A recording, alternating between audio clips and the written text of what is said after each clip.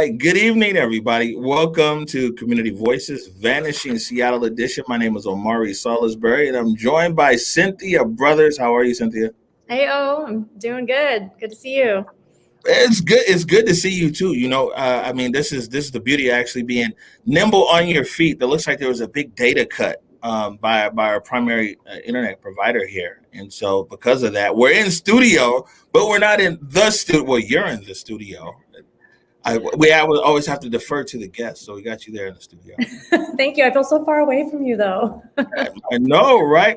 But before we get going here on episode number 2 of Community Voices, Vanishing Seattle edition, I want to give a big thank you to the Department of Neighborhoods here in Seattle, Department of Neighborhoods Director Mantia, for their support and kind of realizing on this vision here, the storytelling about neighborhoods and communities in our city are very important. And also, before I go any further, Cynthia, maybe you can tell our audience what Vanishing Seattle is all about. Sure. So Vanishing Seattle is a project that started in 2016, which documents the displaced and disappearing spaces, small businesses, institutions in Seattle, but also celebrates the places and the cultures and communities that give the city its soul. All right, good stuff. So tonight, we're going to be highlighting the Central District. It's my neighborhood, you know what I'm saying? Converge is home right there, CD or see me, as well as Ballard. Last week, we looked at the University District and the International District. What were some of your takeaways from last week's show? Well, I had a lot of fun last week. It was awesome to be able to share those films and the films that we co-produced together and bring in some folks to share their stories. I think one of my favorite parts was the cross-community conversation at the end where we had Kate from Scarecrow and Auntie Karen from the International District and Leslie from Interim come and just talk about some similarities that they saw, the challenges that they were each facing in their respective neighborhoods across Seattle, and just how they could be better supported in their work and in their communities. I remember that the takeaway from Auntie Karen was we need to put people before profit. Yeah, that's a familiar sentiment here in the Emerald City. I think a big takeaway from me was that irregardless of age or culture or location in the city, a lot of people had a very similar experience that they were sharing. And a lot of people wishing that the city could work more directly, especially with the small business owners. And so it's interesting. University District, they were saying the same thing as the International District. So we're going to get things rolling here. Here's the format to explain to everybody. Vanishing Seattle did an outstanding job and produced a total of five films, right? Six. Man, you big time filmmakers over there. And this collaboration came about because I saw some of the films online and I was like, wow, it would be great to work with Vanishing Seattle to tell more stories. As Seattle guy, as I like to say, that really loves the Emerald City, we want to be able to tell these stories. And so that's where we got a lot of people said, well, how do we get the 4 neighborhoods? Because these 4 neighborhoods, the University District, International District, Central District, and Ballard were also original films that you guys, the Vanishing Seattle, made. So tonight, what we're going to do is we're going to play the original film that Vanishing Seattle created, and we're going to have a panel discussion. And then we're also going to play some film that Converge and Vanishing Seattle collaborated on. And then those films will be featuring The Postman in the Central District and Skull Beard Hall over in Ballard. And I'll let you introduce this film on Wanawari. Yeah, so this film about Wanawari was directed by Chimera and Devin Delania. It was actually released in early 2020, so we had a chance to have an in-person premiere at the Wanawari House right before the pandemic hit. But really excited to share it with you all tonight.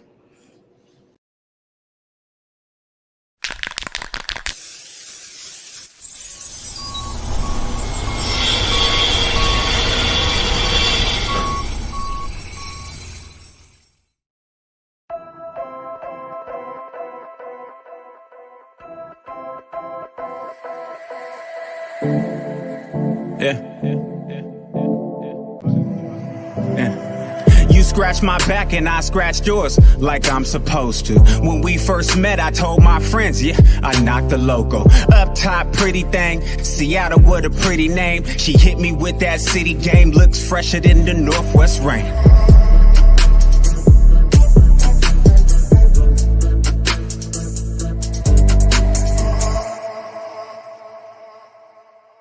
Right now, we are in my great aunt's home, which is to say, this is the home of my grandfather's sister. It's also the home that my grandparents owned together. My grandparents' generation was a part of the Great Migration, that era when African Americans were leaving the South and coming to northern cities and western states en masse, looking for a better opportunity and a better life, and to escape the violent oppression of the American South. I mean, the Central District was the only place in the city where Black folks could buy property. Because of that, that's where the Black community was, and that was where all of our, religious, social institutions, everything was centered here. We grew up together. I found solace in your back blocks, alleyways and rap spots, bass heavy off of Alki with your skyline in the backdrop. Yeah, that's what we posed in front of. Now supposedly you posing. I think there's ways that Black people naturally organize that is embodied. Like when I think about this house, I'm from Seattle, but my family's not. My grandfather moved from South Carolina to Chicago and bought a whole bunch of houses that family could live in and rent from, just like Inye's grandfather, right? And it was like this upwardly mobile 20th century thing that Black folks did, right? So it just feels like it's part of our DNA for us to rent the house and then make sure our family of Seattle can come in and have a space here.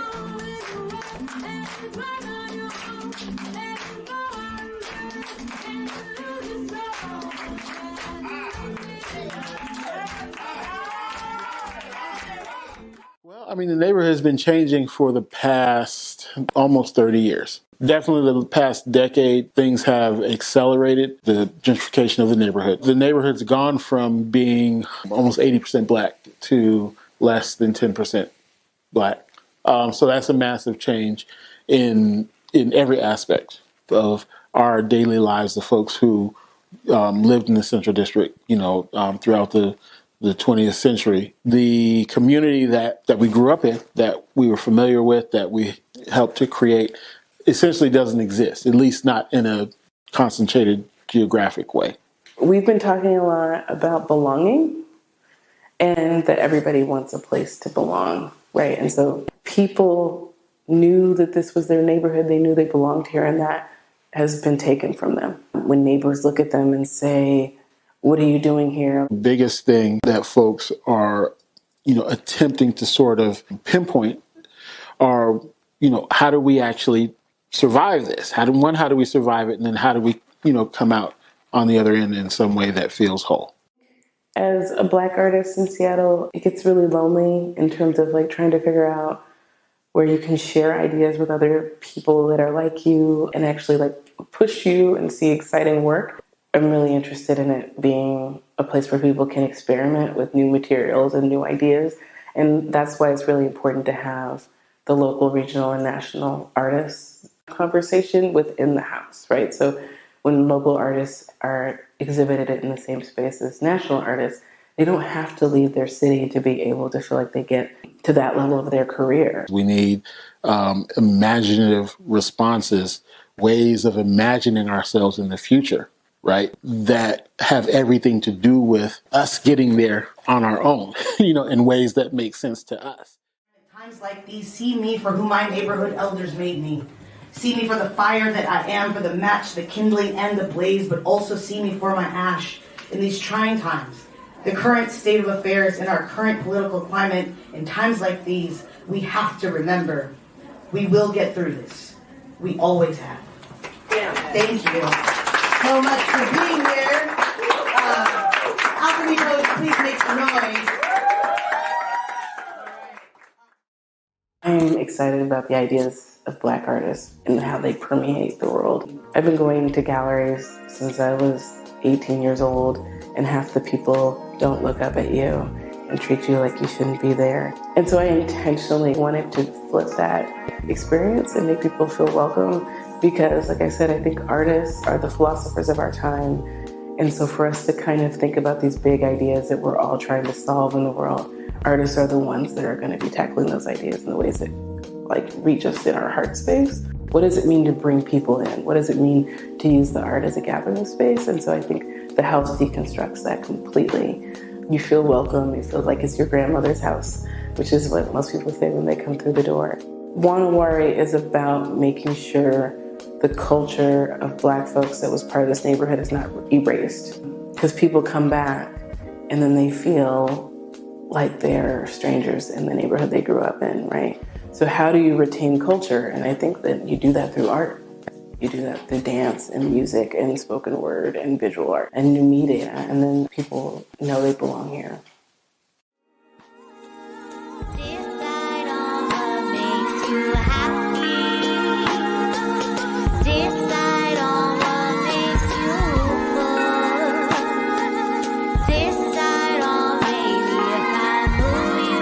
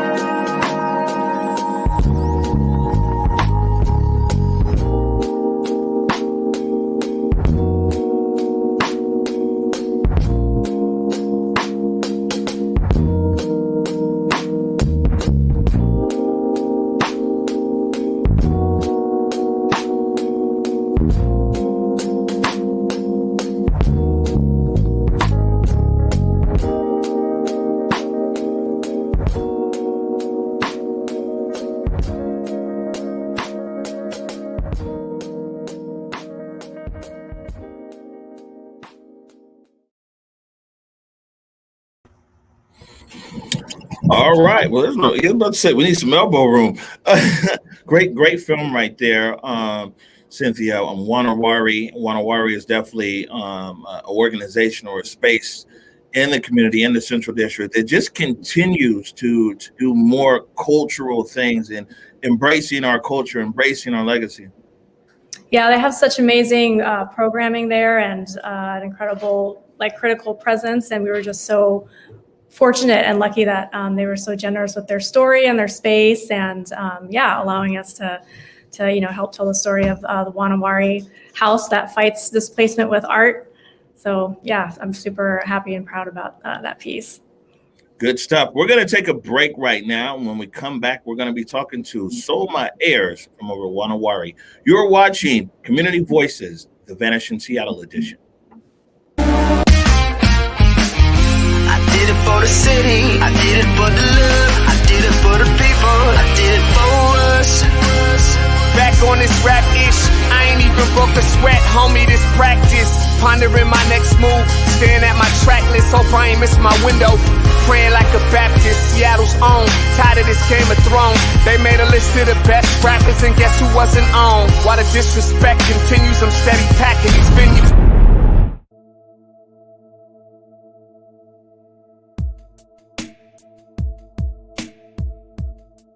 Converge Media produces culturally relevant content for Black and urban audiences. Our coverage is raw, transparent, and objective, praised by community leaders, government officials, and residents.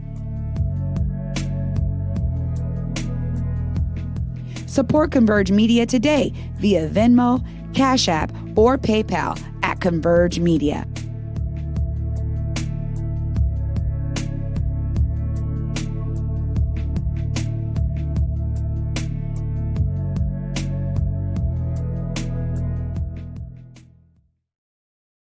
All right, welcome back. Welcome back, Community Voices, the Vanishing Seattle edition. My name is Omari Salisbury, joined by Cynthia Brothers of Vanishing Seattle. And right now, we're going to bring in Soma Ayers. Hi. Hi, Soma. What's going on? Oh, everything's wonderful. I'm just so happy to be here with you guys. All right, good stuff. Now, we just saw the film there on Wanawari, and maybe you can explain to our viewers, first of all, what your relationship is to Wanawari. Well, I am the event coordinator at Wanawari Seattle. I actually was I had one of the first art shows that exhibited when Wanawari opened, and we threw the opening party, and they kind of haven't been able to get rid of me since. Right. Well, you know, we don't want to get rid of you either. Every time I go over to one of them parties, first of all, we're going to keep it real here on Community Voices. Every time I go over to Wanawari, I gain like 5 pounds. Yeah. Know what I'm saying? I leave walking a little crooked because somebody got some good drink, and then I dance the night away. So it's always a good time over at Wanawari. Tell us what position do you think the Wanawari plays in our community there in the Central District, in maintaining the legacy of the Black community that was once there and has been totally gentrified? That's a great question. Actually, really what you just described is what we provide. Wanawari means home, and we want to give people that kind of Central District home experience. The interesting thing about Wanawari is people will constantly come by and tell stories of things that they've done in that house, or surrounding houses, or people that lived in that house, or things with people that lived in that house. And so not only do we bring Black art back into the community, we're also bringing a sense of Black community back. Right. You got a question, Cynthia? Yeah, so it's been a little while since the film was put out, and I know there's always so much, activity and art and programming going on at Wanawari. So I'd love to hear about, some of the current exhibits, also organizing. I know there's a lot of organizing and campaigns that y'all are working on. So if you could let us know what's going on currently. Well, what's been interesting is we've been in full go mode since COVID in terms of our online programming. So we've been able to reach out to a lot of artists that we weren't able to get into the gallery and do live shows with them. We also have our residency program that's coming up in, at the end of this month, as well as the kind of oral history project that we have going on. And so we also have the project called The Porch, which is a live music series that we did on the porch of Wanawari. And we've been able to open up over in the last month on a limited basis. So we've been really fortunate to kind of have a steady stream of artistic interest and flow going on. All right, good stuff. My brother, I actually grew up, we spent quite a few years. I lived right across the street from Wanawari. And my brother Tunde is in the comments, Tune. He was saying he recorded his first hip hop song there. I think him and Kyle Wilson recorded their first song way back when. So it's a lot of history in that house. Mm-hmm. It definitely is. I think that I can say positively that at least 90% of the Black Central District has been through that house or has done something amazing there. Right. And but before we let you go, what do you see as the future in the Central District? It clearly has changed a lot, but then we also see there's Black businesses that are actually opening back up in the Central District. This is crazy. The people have been somewhat displaced, but we see more and more businesses opening up. But do you feel that the Central District will always continue to be the epicenter of Blackness in Seattle and in the Pacific Northwest, even if the population has declined? Oh, definitely. I think because there were so many Black businesses that were originally rooted in the Central District, that we've been really fortunate to see the way that community and business thrive together. And we always want to make room for that. And we always want to make sure that people that look like us and have similar stories have a place to go. And so with the opening of Communion, which is an amazing restaurant, there's Black-owned coffee shops. I think that we're reclaiming a part of our story in the Central District that never really got lost, but slightly diluted. All right. All right. Good stuff. We're going to break right here, Solomon, and we're talking to you back in the crosstalk section later on in the show. But appreciate your time. We'll catch you in a bit. Yes, thank you for having me. Thank you so much, Soma. Good to see you. All right, bye. All right. So before we go into break real quick, Cynthia, maybe you can tell everybody who we're going to be talking to on the other side. Right, so we're going to be bringing in the filmmakers, Chimera and Devin Delania. We're going to share some more about their experience making this Wanawari film and some of the other incredible community work that they're involved in. All right, going to a quick break, and we'll be right back with the filmmakers. I did it for the city, I did it for the love, I did it for the people, I did it for us. Back on this rap ish, I ain't even broke a sweat, homie, this practice. Pondering my next move, staring at my track list, hope I ain't missing my window. Praying like a Baptist, Seattle's own. Tired of this Game of Thrones. They made a list of the best rappers, and guess who wasn't on? While the disrespect continues, I'm steady packing these venues.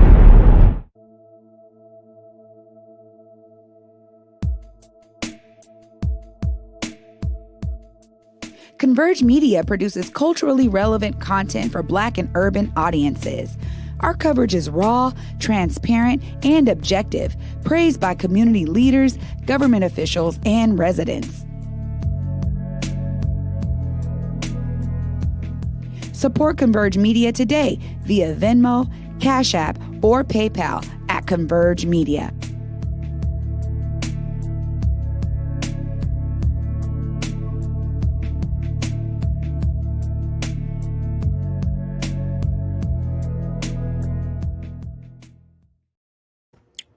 Hey, it's still on you. There we go. I don't know how to control this. Carlos giving you all the airtime, huh? I won't blame him. Welcome back to Community Voices, the Vanishing Seattle edition. Omari Salisbury, Cynthia Brothers.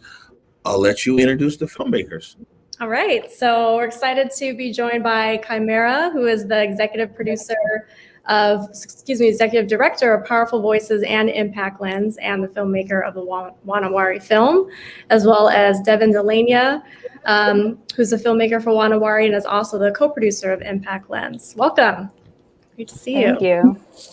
Thank you. Hello, everyone. Good to be here.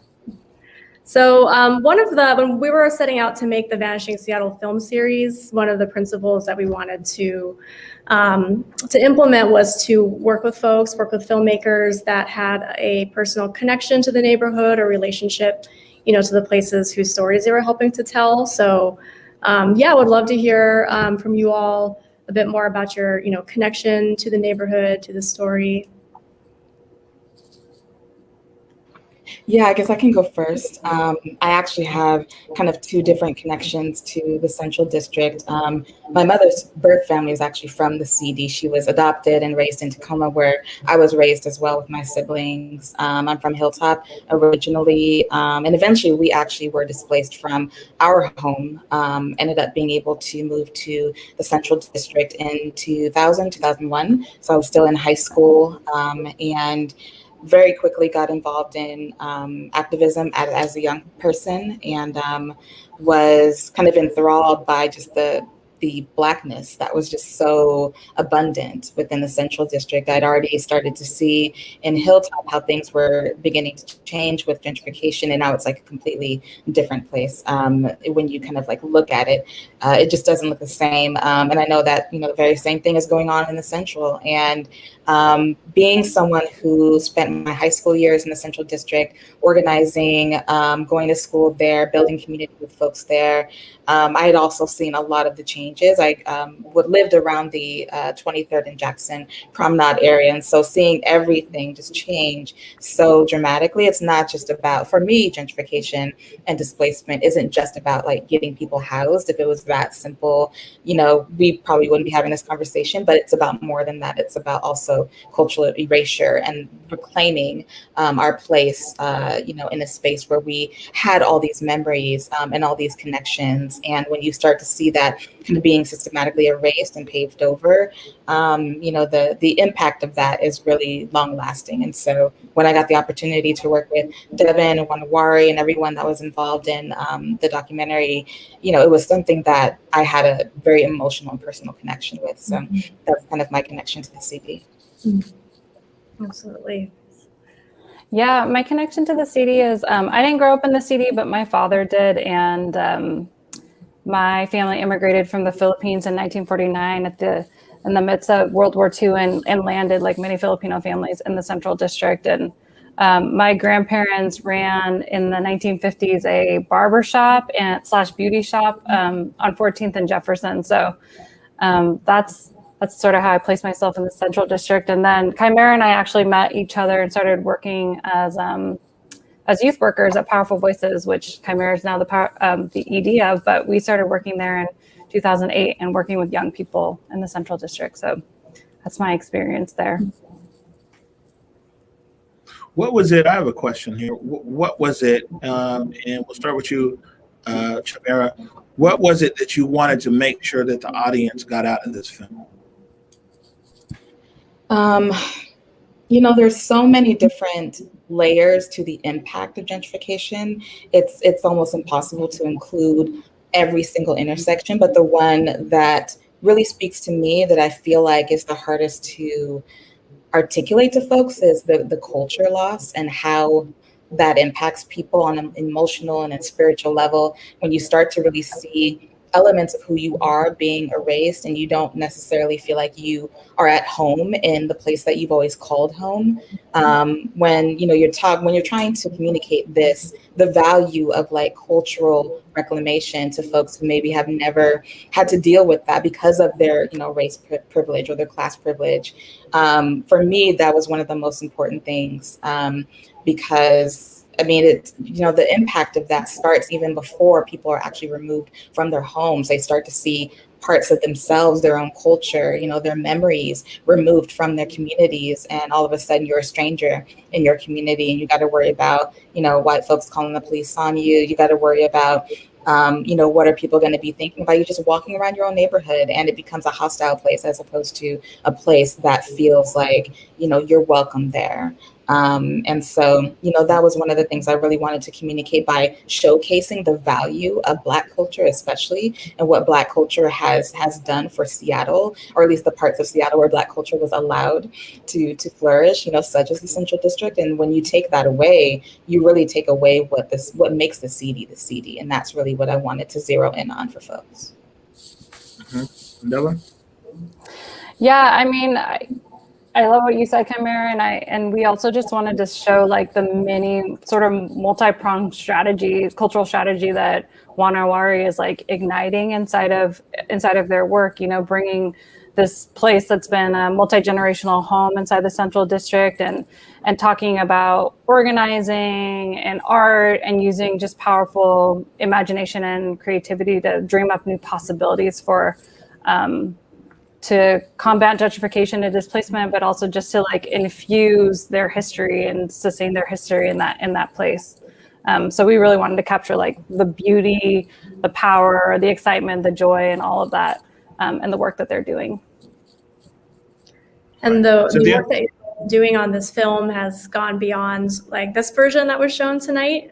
You've done a extended cut, which I personally love, and if you want to share a bit more about the extended version and where folks can see that.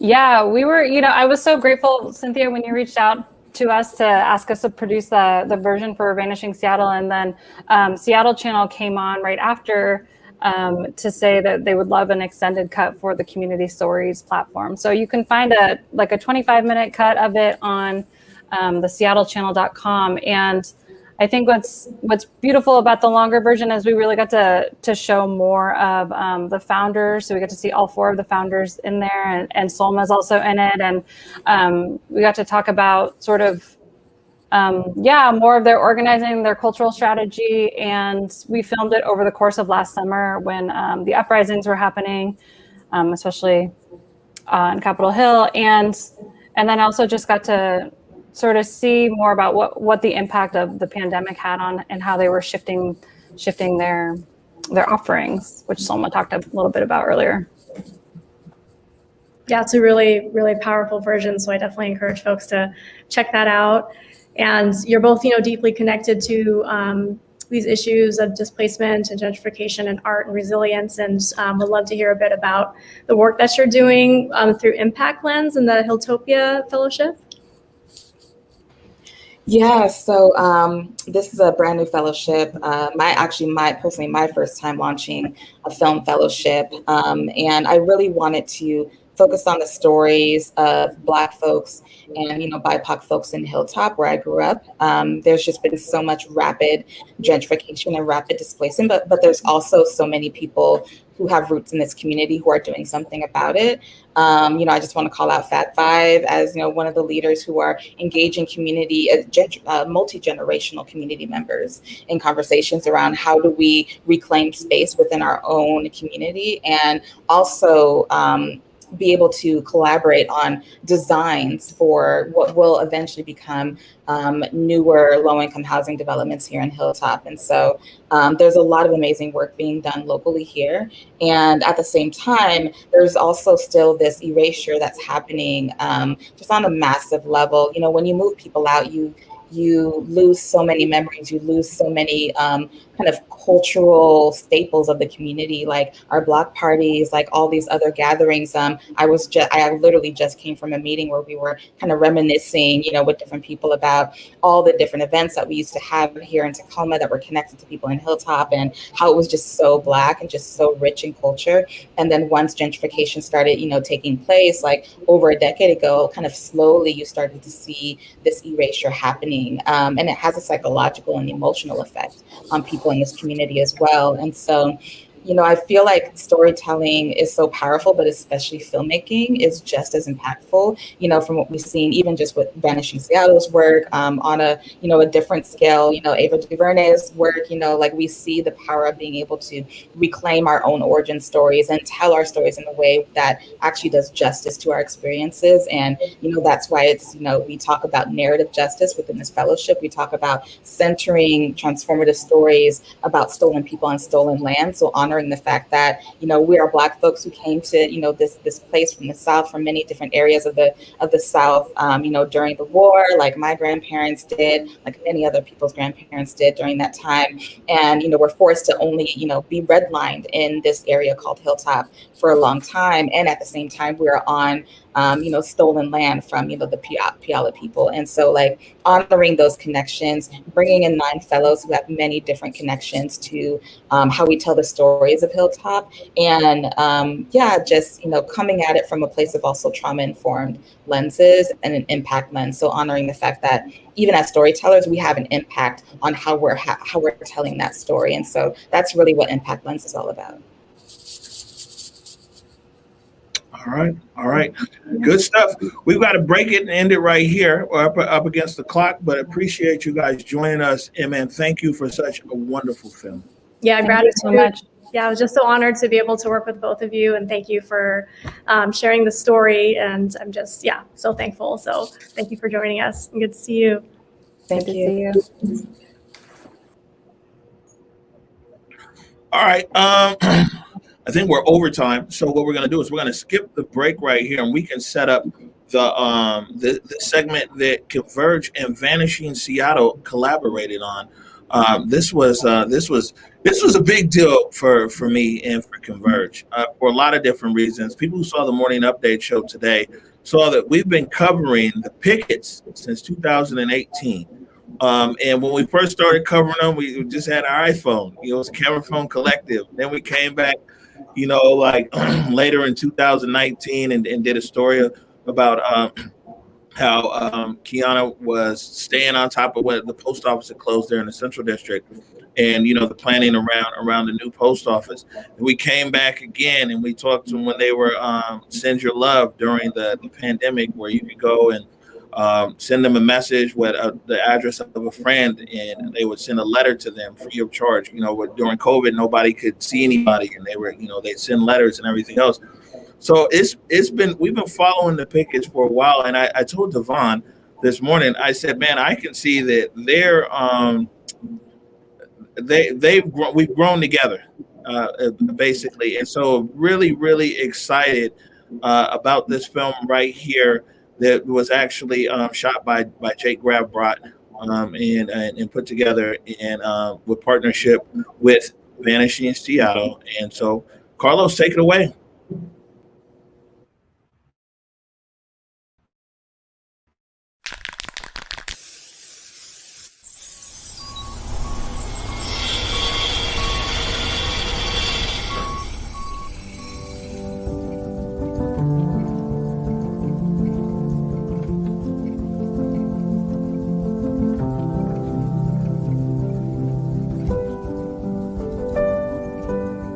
Hi, I'm Kiana Pickett with The Postman. And I'm Devon Pickett with The Postman. Brief history is that a young couple started a mom and pop shipping center in loving memory of my great grandfather, Jacques Chappelle. He was a USPS mail carrier for 37 plus years in the community and ultimately retired from the post office. And then we wanted to take it a step further and created our own shipping platform. We really feel like we came in at a time where the community was really being hit with gentrification, and it's like not something we can prevent, but we're like right in the middle of it. And then with the USPS leaving and a lot of people really relying on that service, it was really a pivotal time when we came in, and we were like embraced with open arms because people needed the services. We brought back faxing. People were not able to send a fax anywhere. And so what Devon loves to say is we took a mundane type of service like shipping or the postal service and like created something that's like a culture, and you come in here to get lifted up. There's just so much that we brought to the community that it was missing, and that we're like growing off of what was already here. I'm born and raised in Seattle, Central District area. My roots in the community are really tied in. Mailing or business where we're from in the inner city is not something that, you know, people are understanding the importance of it now, and they're becoming more enlightened in those things, you know. So to see us doing that is like, well, I could go start a tax company or, you know, whatever outside the box that we don't always, you know, outside of being an athlete or something like that. As a CEO, I like to look at the bigger picture of it all, and just knowing that we bring something that everyone can learn from no matter their background. It's pivotal. I just feel like in one regard, it could be just seen as a mail center, you know what I mean? But then if you dig deeper, it's like it says so many different things in the progression of where we are as a community. There's a lot of different conversations that happen in the Postman. We go from talking about astrology to like what's going on in politics, and it's really like a space you can come into with your own views and have a real conversation and not feel like I'm gonna be wrong. We have a lot of entrepreneurs that come in that are just getting started and you know, coming and getting insight, and like they see that we did it and they have questions of like, how do I get to where you are at, or taking their business ideas to the next level. We've bootstrapped it since the beginning, so continuing to want to grow and just already, you know, dotting our I's, crossing our T's, doing taxes, hiring employees. Those have all been like challenges that you face anyway, but then when COVID happened, then now, you know, you can't just walk into a building and go get service or just call someone on the phone because people are working from home. We did a promotion of paying for the postage for people to just send a card to a loved one or someone that they just wanted to give a message to, and we were inspired to do that because we were just seeing like a lot of people were freaked out. They didn't know what was going on, and we didn't know what was going on either, but it was our way to keep spreading love and getting people to be positive. We want to employ as many people as we can from the community. We got probably like 9 employees, and majority of them are family, you know what I mean? Yeah, I see us being like a community like Starbucks, UPS, Apple, like all these things in one, you know? Just being a cornerstone for people, an outlet for them to talk, or a meeting space to have some time to connect, you know? We're young, we live in an era where like everything is moving So we're very involved with the Postman, but we're also looking to start scaling it by like 2 years, 3 years, so that we can focus on other things that evolve this business plus other businesses we're starting. The future of the Postman is the Postman app and neighborhood marketplace. What the app is going to do is basically allow customers to continue to use the Postman services whether they come into the store or they're doing it from home.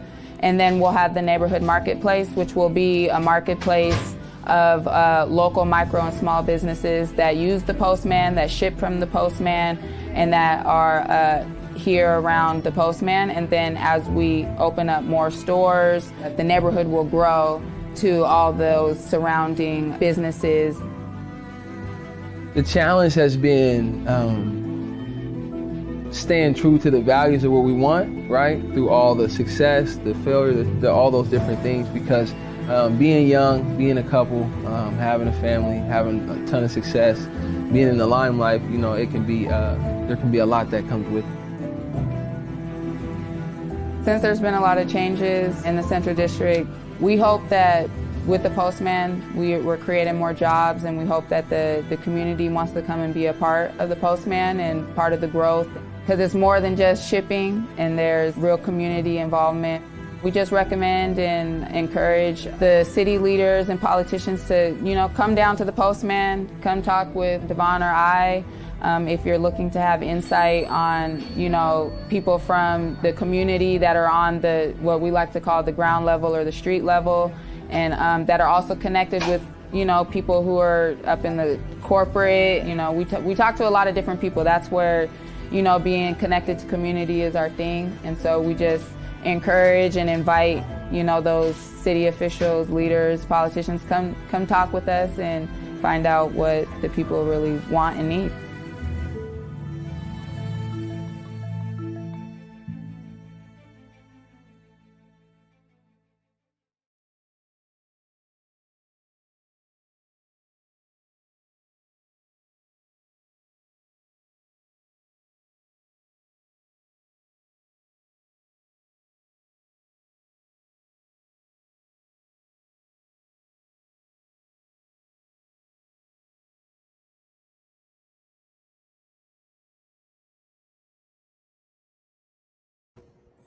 All right. Wow. The Postman. Cynthia, you were there that day. Before we bring the pickets in, what was it like there spending some time with them? I mean, it was really great. I think every time I've gone in there I've gone in for like a notary from Kiana, you know, to send packages, and I always end up having a great conversation with them, you know, like what Kiana was saying about kind of taking the seemingly mundane or routine, but that's where, you know, community happens and folks come together and have conversations. And it was definitely a hub like that when we were interviewing and filming. There were folks coming in and out and, you know, saying hey to each other. And it definitely felt like there was a family neighborhood vibe. So that really resonated, you know, the whole time that we were there. All right, good stuff. Let's bring in Kiana and Devon Pickett. Hey, what's up? What's up? Well, first of all, what did you guys think of the film? Oh, it was good. It was, yeah. I thought it was phenomenal. Yeah, I thought it turned out really nice. I just thought like the way you guys like kind of wrote the whole story was just, you know, it's just like you can easily follow the timeline. So, what do you think? Yeah, I feel like it just wraps up everything that we've done in the last 2.5 years, and just kind of like brings it all together and just lets people who may just be finding out or people who have been following us all along are able to like get it all in a like nice box. Right, and now you guys, you represent what's new there in the Central District, especially as far as business. And we talk a lot about people and businesses that have been displaced. You guys, they're a Black-owned business and a legacy there in the Central District. But talk about the changing dynamics and what your customer base looks like these days.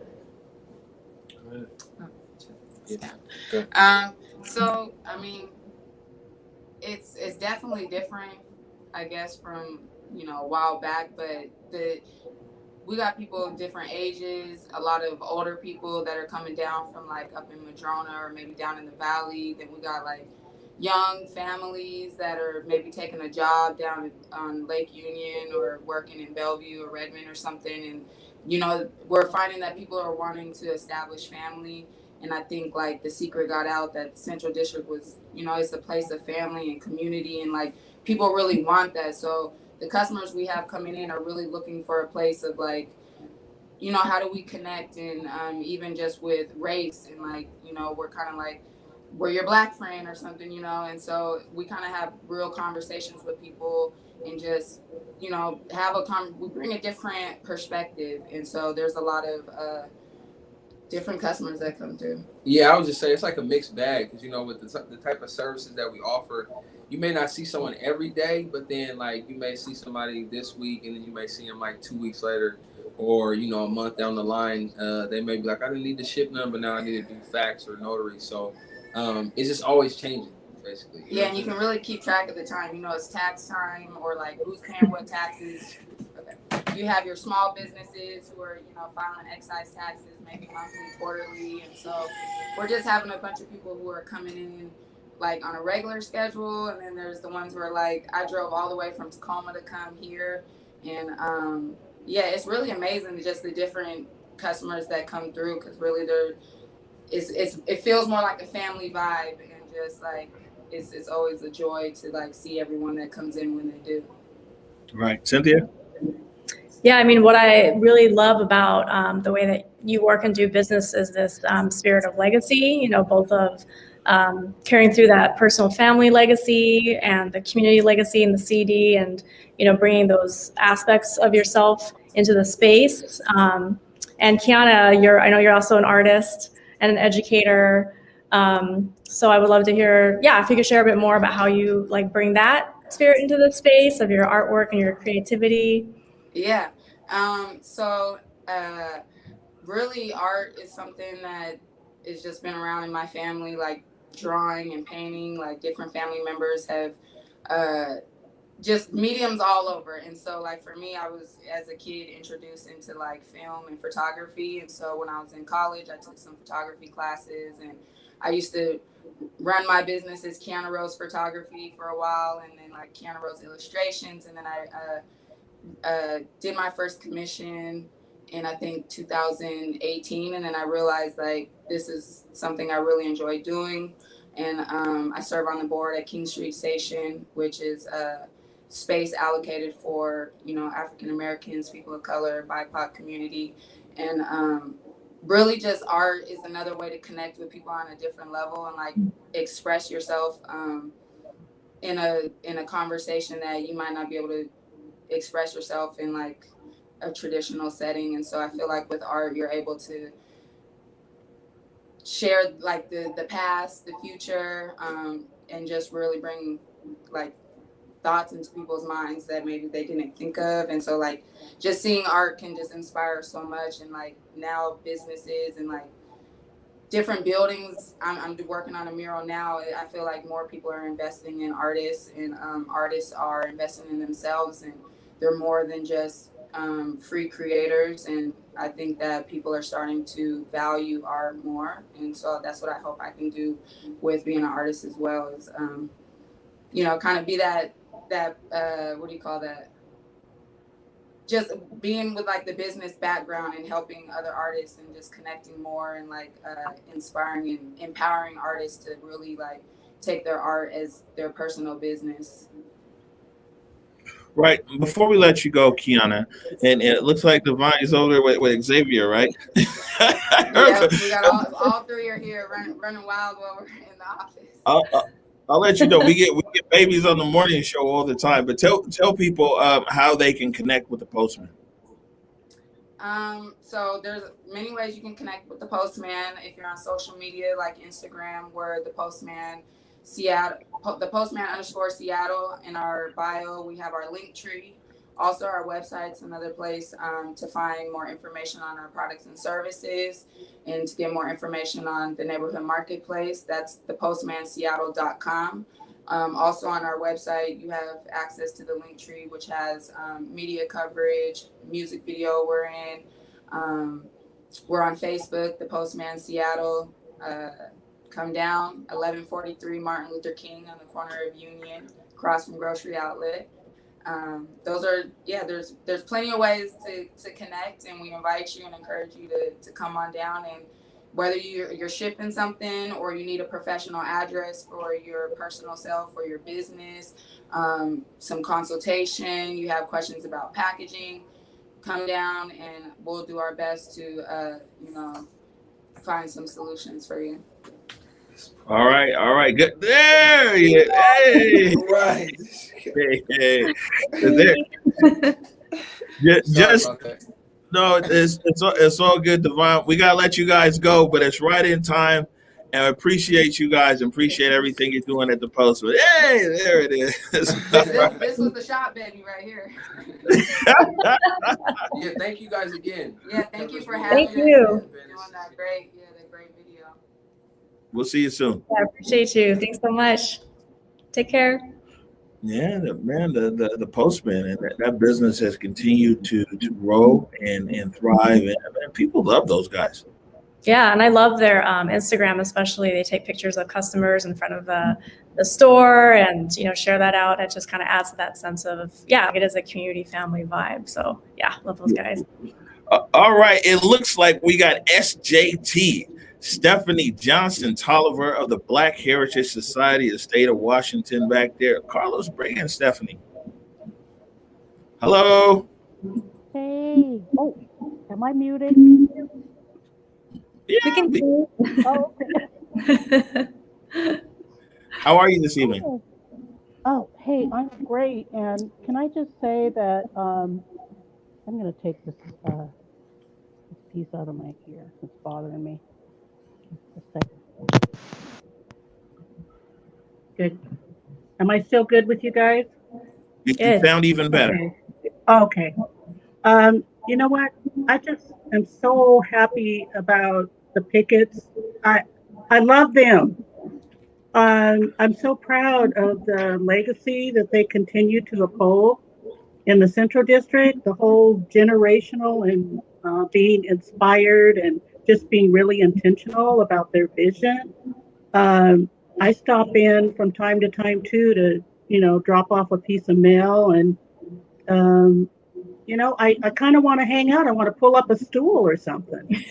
So I absolutely love them. So sending lots of love to them and for the mutual benefit of their customers, but also them back to their customers. So all of that is really great.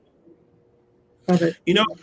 Stephanie, I wanted to give you a few minutes here. It's a different audience is watching and everything else. And maybe you can kind of, I know there's nothing brief about our history here, but maybe you can briefly hit on point. A lot of people think that Black people really first in numbers arrived in say like around World War II, but actually Black people have been present in the Central District, but before Washington was a state. Oh, yeah. And I should say, too, that the Black Heritage Society grew out of Esther Hall Mumford's basement and living room back in 1972 to amass the largest public collection of Black memorabilia, photographs, documents, and so on of Black people in this region. We are so proud to be the history keepers, right? We own it, so we also partner with like-minded organizations like ourselves where we celebrate and preserve and lift the cultural excellence of Black people. So Wanawari, the Historic Arts and Cultural District, Central Area Arts and Cultural District, the Washington Trust for Historic Preservation, all those beautiful places like Langston, Washington Hall, Historic Seattle, Waterfront Seattle, on and on. So maybe a little later or I can share in the chat, how to visit us and get a hold of us, when the time is right. Right now, our collections, our archives is closed to the public, and we all know why. But it's getting better, and we'll be able to invite people back to the collections where they can look and handle, all of these really important and wonderful documents that we hold. So yeah, Black people in Washington State and Seattle, not new, up until like 1852, 1858, when the first settlers started arriving in Seattle. And of course, the first being Marcus Slopes, a barber, and he was the only snare drummer in Seattle. So they used to call him out on the 4th of July, where he would lead these parades through different neighborhoods in Seattle. So he remained the single Black resident of Seattle until William Gross arrived. And many of us know, and some don't know, the story of William Gross coming to Seattle in 1858 or 61, and bringing his wife along with him, and raising his family here, buying property for $1,000 gold from Henry Yesler to settle in East Madison, off of East Madison Street. And that's where the beginning of residential Black Seattle Central District all started. So small populations started to come to Seattle, mostly, as they saw this as the promised land, which they were a little disappointed when they got here, but really worked with a lot of tenacity to be really vital members of this community. And a lot of it, was in the churches. Some of the earliest Black churches in Washington State are here in Seattle. Right. We're gonna pause with you right here, because I know that we have in crosstalk later on in the show. We're running a few minutes behind, but it's definitely a few points I want to pull out in the crosstalk. So we'll catch you at the bottom of the hour. Okay? Good. I'll be here. See ya. All right. Catch you soon. All right, we're gonna take a quick break right here, and when we come back, we're transitioning to the neighborhood of Ballard. You are watching Community Voices, the Vanishing Seattle edition. I did it for the city, I did it for the love, I did it for the people, I did it for us. Back on this rap-ish, I ain't even broke a sweat, homie, this practice. Pondering my next move, staring at my track list, hope I ain't miss my window. Praying like a Baptist, Seattle's own, tired of this Game of Thrones. They made a list of the best rappers, and guess who wasn't on? While the disrespect continues, I'm steady packing these venues.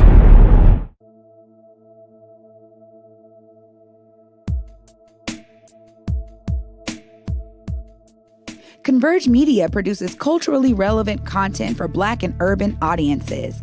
Our coverage is raw, transparent, and objective, praised by community leaders, government officials, and residents. Support Converge Media today via Venmo, Cash App, or PayPal at Converge Media.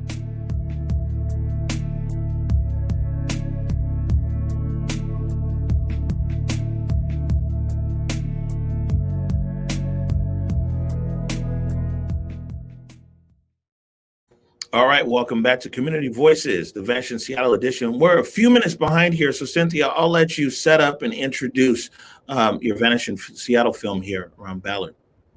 Yeah, so this next film about Ballard is focusing specifically on the Scandinavian history and heritage of the neighborhood, and also specifically on the last remaining Scandinavian retail shop in the neighborhood, Scandinavian Specialties.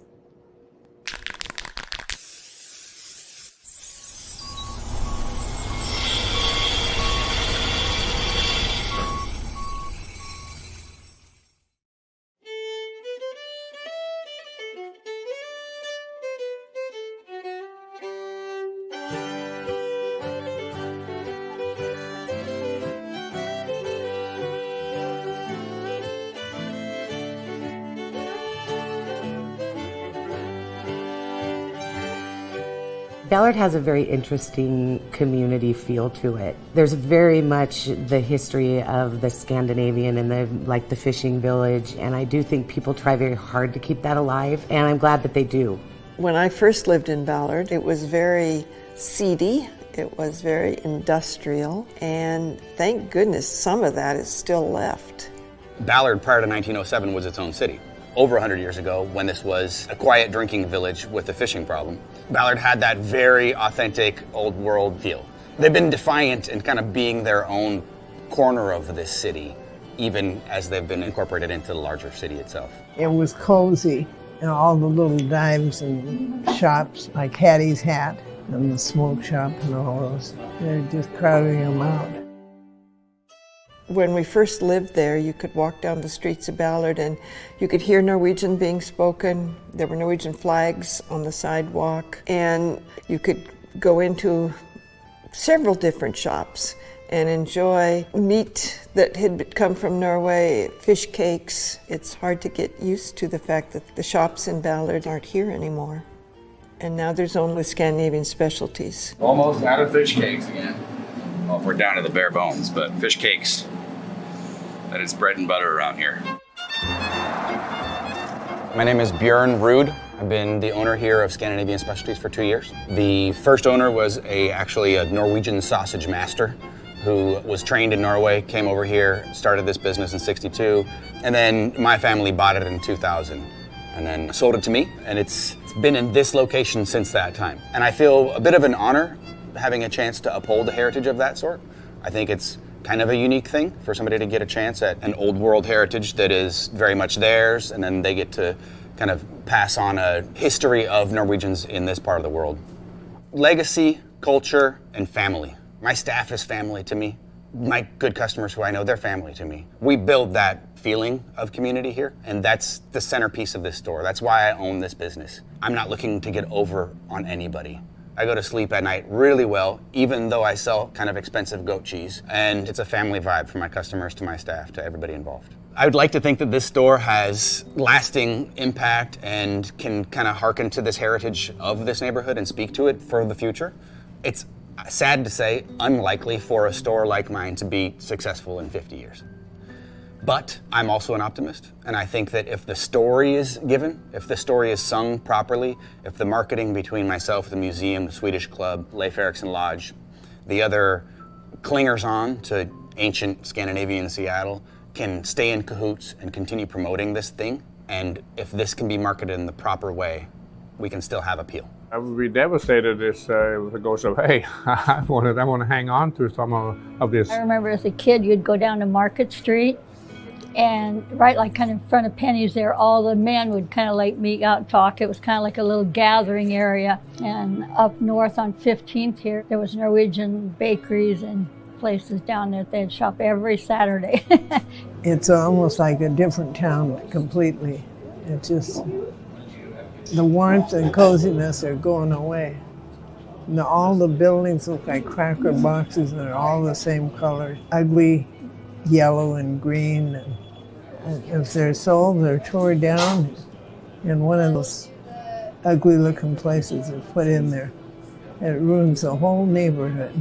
I think the whole Market and 15th area with the loss of Sunset Bowl and even the Denny's and Louis Chinese restaurant and just the way that whole intersection looked, and now it looks like a completely different city. And I think that's been hard on a lot of people to just see those things go so quickly. The atmosphere has definitely changed, at least for me it has. It's not, the same.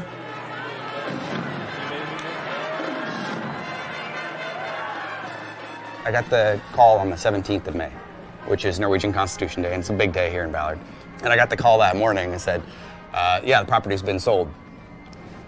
No further information. Well, of course, it's sold to a developer. Of course, I'll be gone as soon as this, as soon as he decides, as soon as he gets his permitting in place. A couple weeks after that, when it kind of became public knowledge that the sale had gone through, King 5 came in and they did an interview with me here in the store. Every day, Bjorn Ruud works to keep history alive. But the future of the store is now uncertain, which has left him and his customers wondering what's next. Apparently enough people saw it, they tracked down who the new owner was and started calling him the next morning saying they were gonna pick it out in front of my store and stuff like that. And he came up here, literally as I opened the door, comes in and says, hey, I'm not gonna develop for at least 5 years. I'm not saying that's not part of my future plan, but there's gonna be 5 years of us not doing that. So Being able to continue on here in this particular location for at least another 5 years is huge for me, because I don't know if I'd be able to survive or afford moving to another place here in Ballard. You can look at different cultural enclaves in places like New York's and Chicago's, and they may still kind of be able to protect the Polish district in this certain area. But if the market came in and the real estate value was such, it would change. I think when it happens more slowly, people, of course, are sad to see things that they love go, but it's a little easier to take. When it happens very quickly at the rate that Seattle has grown, it does feel like it's vanishing. It feels like, poof, something else is gone. I've frequented most of the old parts of Ballard. I've stopped at Louis on the late night. I liked the People's Pub, but now Skoll is there. And I do business with this new beer hall. They buy a bunch of my food for their menu. And so, interestingly enough, even just in the last 2 years, there's been a new source for me to sell my products, and something else that continues along the heritage lines of this being a Scandinavian community. I think that kind of indicates that even though we're losing things, like the Copper Gate and the Viking and, you know, these historic watering holes particularly, the fluidity of change, it's tough to oversing how that all works. A city that's this prosperous is going to have those changes.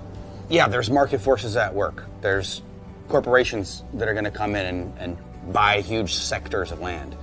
But if the people go to their government and say, this is not what we want to preserve these parts of our city and our neighborhood, that change can often be affected. Ballard is one of the vital historic communities in Seattle, and seeing it preserve that history and then still participate in New Seattle is how it can ultimately hold on to that history and speak to this story.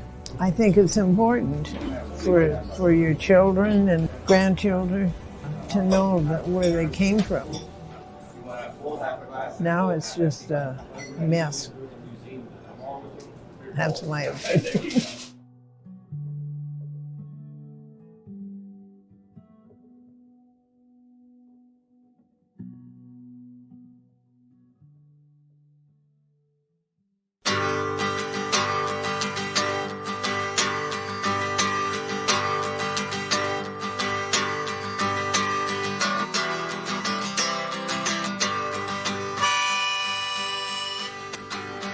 Yuppies are taking Ballard, they now think it's cool.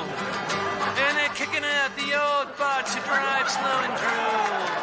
And they're pushing house prices right through the roof. And it's suburban sprawl it's creating. We're strip malls so ugly they make Linwood look good. For the town, it is a change.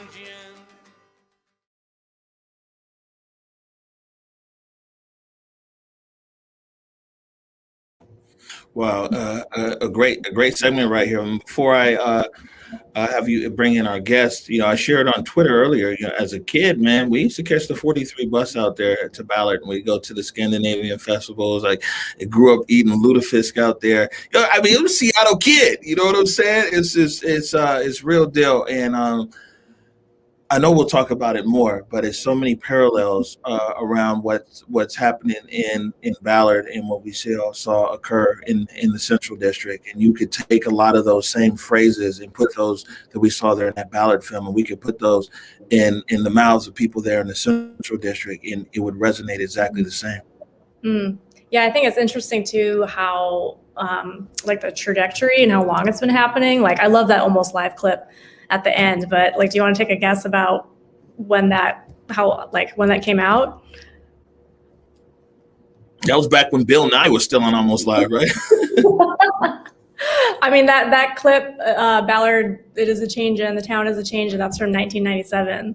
So that's like almost like 25 years ago, if they only knew. But, you know, it's like people were feeling it even back then. So awesome. Well, I'd love to invite in Bjorn Ruud, who is the owner of Scandinavian Specialties, and Cody Lewis, who's a filmmaker and also the owner-operator of Free Built Films. Hey, guys. Hey, thanks for having us. Yeah, thanks for joining. Good to see you. Appreciate it. Always good to be seen. I would like to first say, every time I see this, I'm blown away by what a great job Cody did, and really my business is really honored to be a part of this. So thank you. Right on. Yeah, Cody did a fantastic job. So Bjorn, maybe I'll start by asking you, I mean, it's been about 6 or 7 months since the film was last updated. So just want to see if there's any new developments, any updates that you might want to share with folks about what's going on with the business. I do have a lovely update to provide, and that is that while we will continue in our current location on 67th and 15th for the coming future, at least through this year, I do have an opportunity to move down to Market Street. I will be on the corner of Market and 24th, and that hopefully will be launching sometime this summer. So there's a future for us, and it's right in the heart of Ballard. So I'm really happy about that. Wow, congratulations. That's Thank you. Thank you. Yeah, it's a big deal. Very cool. And Cody, so as I mentioned before, that when we were setting out to make this Vanishing Seattle series, we really wanted to work with filmmakers that had a personal connection to the neighborhood, to the story that they were helping to tell. I mean, you have deep roots in Ballard, and maybe you could share more about that and how you kind of landed on helping to tell the story. Yeah, I mean, I grew up in Ballard. I'm born and raised there. My mom's last name is Olsen, so Norwegian background. I went to Ballard High School and kind of grew up in a Scandinavian community where we'd go to the parade right on 24th every year, and my mom would tell me about the Norwegian and kind of Swedish rivalry and this sort of this fun little story that was kind of going on within our community, and there was all these different things that were happening, and so as you grow up, you kind of like just identify with these things. We'd have Lutefisk and Lefse, at Christmas time and things like that. And you didn't really know what it was, but you just kind of like adapted to it like any kid. And as you sort of like move through life, things start changing. Things, like shops start going away, and the Scandinavian history like starts kind of disappearing a little bit. And you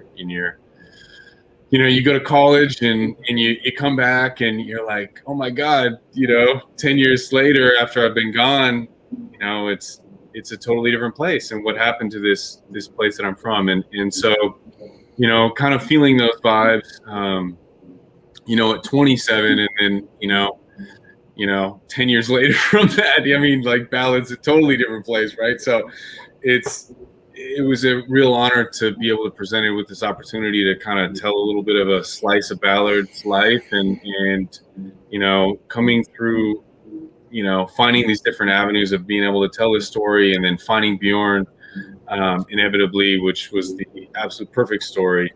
It's as he mentioned, it's an honor to tell the story of Scandinavian specialties, and for him to be able to carry on the tradition that so many Ballard shops, had in their best interest, and he's the last one to carry the torch, and so that's kind of where we're at now. Right on. Did you have a question? Or? Yeah, I think Bjorn, my question is that how important is it for neighborhoods like a legacy neighborhood like Ballard and where I'm from in the Central District? How important is it for people to want to hold on to our culture? I was on a call the other day. It was a bunch of new people in town. Nothing against new people, and a lot of people here they're oblivious to the culture, and of course, being oblivious to it, it's okay to run it over and act like it never existed. Man, how important is it we hold on to these centuries-old stories here in our community? I think, for any person, our history is a really big part of who we see ourselves as. And so ultimately identifying with a place and a sense that gives you informs us on how we view ourselves. So I think it is critical. I think that Seattle especially had a chance and still does to take a better step at doing some preservative measures regarding sort of neighborhood identity. And in the sense that particularly since 2000, with the continually updated urban plan, we've spoken to the idea of becoming a neighborhood community. So our commercial development, transportation hubs have all been kind of keyed in to try to promote the idea of neighborhoods. But the last 20 years, I think, despite that having been our goal, have shown Seattle kind of becoming a uniform, blah, new modern town, which is how the market functions. And I think I spoke a little bit to that in the film. I think just speaking as well to the Central District, I had the distinct fortune to attend Garfield High School, which was all right, Bulldog. Yeah, man. Life. Exactly. And Cynthia and I were the same class there. We attended together, and that experience it's difficult to tell you how impactful it was on my worldview and how I view myself, even though it wasn't my neighborhood. And so seeing the changes that have happened in the Central District, seeing the changes that have happened in Ballard, brings a lot of questions to mind about the particulars of how that plays out based on culture group, the way that modern America works, the way that systemic racism has worked. I was actually just addressing this to Cody earlier. I would be curious to see kind of how finances trickled down for people that sold homes and moved out of these neighborhoods with the gentrification push. And I have a hunch that the privileges that stack towards Scandinavian communities, because they resemble modern, or they resemble the WASP culture of America, white Anglo-Saxon, they can fit in really well. They assimilated very quickly. I wonder if those systemic privileges have led to the move towards gentrification, leaving the people who were gentrified against still with more in the bank. So that's curiosity that this piece has really brought to light to me. And I think it's interesting, kind of speaking of these two neighborhoods and what they've gone through in the last 20 years as counterpoints to each other on that level. Yeah, and Bjorn will be bringing you back for the crosstalk segment at the end, so definitely can. That's going to be good with Bjorn and Stephanie. I feel a great conversation coming on. Yeah, I'm excited about that too. Thank you. All right, and then Cody is. Oh, sorry. Are we running out of time? Yeah, well, we're up against it, but maybe Cody, as a filmmaker, you can tell people how they can get up with you and maybe what you're up to and how people can follow you, get in touch with you, give you some business. Yeah. So my company is Freebuilt Films, freebuiltfilms.com, FREEBUILT, films.com. Yeah, I mean, I'm working on a lot of different projects. I've got one in the works right now with a collaboration, which is, kind of a timely piece dealing with the fly fishing industry, actually following a black fly fisherman who's kind of a front runner in the, in this particular like white affluent, sport, and how he's faced racism within that, within that sport, and kind of finding his way and being a front runner and being a voice. So, as with Black Lives Matter and everything else that's coming out, I feel like it's an important piece that's coming out. So hopefully that'll be out soon. I mean, we're working on it. We still got a few more shoot days to do, but yeah, things are kind of in the mix. So anyway, that's kind of my most recent project. And yeah, I mean, if anybody's interested, Cody Lewis, Freebuilt Films, love for you to keep in touch, and that's it. Much love. All right, good stuff. Looking forward Cody, to we'll let it. you go here, and Bjorn, we'll see you in a little bit. Thank Thanks. you. Yo, first of all, Cody's film is what really reignited this partnership between Converge and Vanishing Seattle. If you remember, it was like where I saw the films and I hit you and I was like, yo, this film from Ballard, it could literally be a film about the Central District, like 100%. You could almost go word for word with it, and that was like what ignited why we're here today. I only bring that up to say that that's the power when these filmmakers come and they really are able to capture the essence of something and, you know, an impact, because it impacted me. And I'm like, yo, Cynthia, we got to do something. Yeah, you were really excited about Ballard.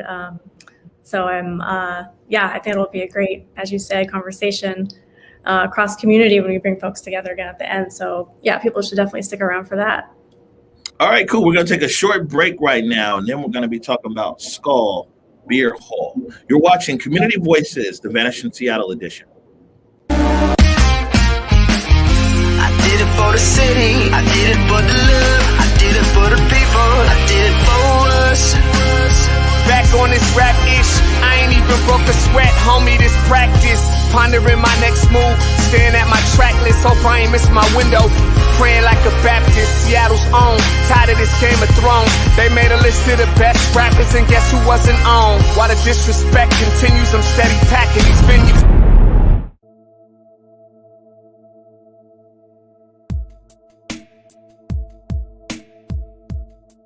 Converge Media produces culturally relevant content for Black and urban audiences.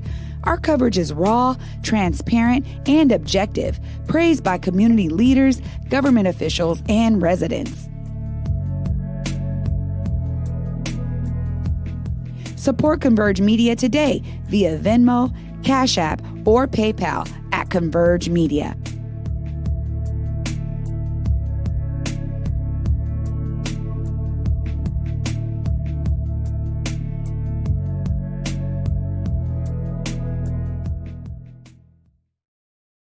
All right, welcome back. We're gonna try to stay on time here, and in doing so, I'm gonna just go ahead and toss this over to you, Cynthia, and you can set up this film, but then also tell people why Skull. Yeah, so I'm really excited that we got to co-produce a segment on Skull Beer Hall. You may recall that it was mentioned by Bjorn in the Scandinavian Specialties film, so there's that through line. Skull is a relatively new Scandinavian-focused business that opened a few years ago on Ballard Ave.